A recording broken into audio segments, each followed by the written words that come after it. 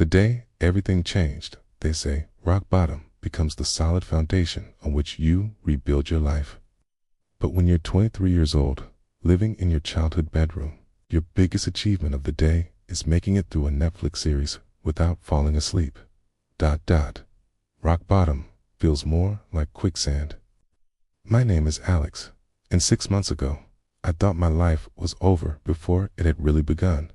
I was wrong, because sometimes the worst day of your life becomes the first day of everything you never knew you were capable of. And it all started with a conversation I overheard in a coffee shop that I almost did enter. Picture this. It's a rainy Tuesday morning in Seattle. I'm walking to yet another job interview for a position I don't really want, wearing a suit that doesn't quite fit, carrying a resume that feels more like a confession of mediocrity than a professional document. I had graduated college 8 months earlier with a degree in marketing and absolutely no idea what I wanted to do with my life. Every rejection email felt like confirmation that I was destined for nothing special. My parents kept asking when I was going to figure things out, and honestly, I was starting to wonder the same thing. That morning, I ducked into this little coffee shop called Second Chances to escape the rain. Ironic name, considering what was about to happen. I'm standing in line, rehearsing interview answers in my head, when I overhear 2 women at a corner table having an intense conversation. "Sarah, you can't keep saying you're not qualified. You literally taught yourself web design in 6 months and created 3 websites that are already making money." "But I don't have a degree in it, Maria. I don't have experience." Mickey. So, half the most successful people I know are winging it. The difference is, they're winging it while doing something, not while sitting at home convinced they can't do anything. Something about that conversation hit me like a physical force. Here was someone who had taught herself a skill, was already succeeding, and still didn't think she was qualified. I realized I'd been waiting for permission. Permission to start, to try, and permission to fail. I left that coffee shop without going to my interview. Instead, I walked to the public library. Yeah, the library. Spent the next 6 hours researching something I'd always been curious about, but never pursued, creating content. Not because I thought I'd be good at it, but because, for the first time in months, I felt genuinely curious about something. I discovered this whole world of people who had started from nothing. No special degrees, no connections, no trust funds. Just regular people who had decided to document their journey of learning something new. And that is, when it hit me, I didn't need to have my life figured out to start sharing the process of figuring it out. I went home and did something I'd never done before.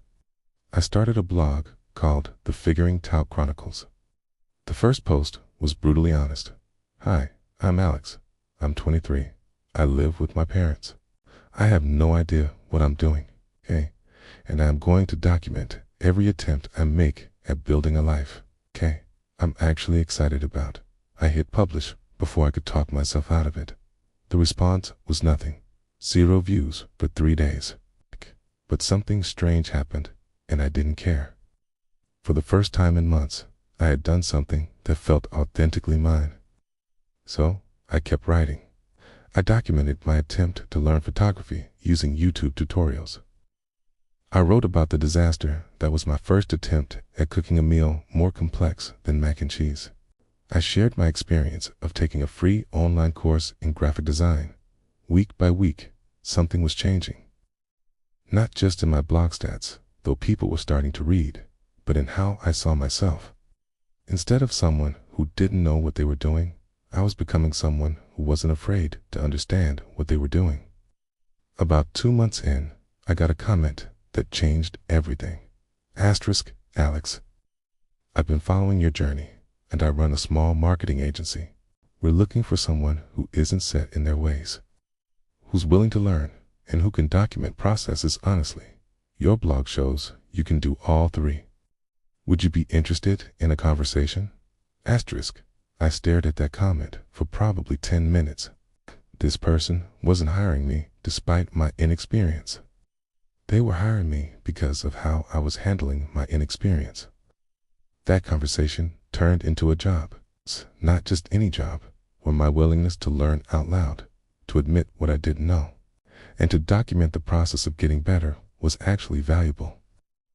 But here's the part that really changed everything. The job wasn't the end goal anymore. The job funding for the real project proved to me that I could turn curiosity into capability. 6 months later, my life looked completely different. I had moved into my own apartment, not because I was making tons of money, but because I had developed confidence in my ability to figure things out. The blog had grown into a small community of people who were also in the figuring it out phase of their lives. We supported each other through failures, celebrated small wins, and shared resources. But the real transformation wasn't external. It was internal.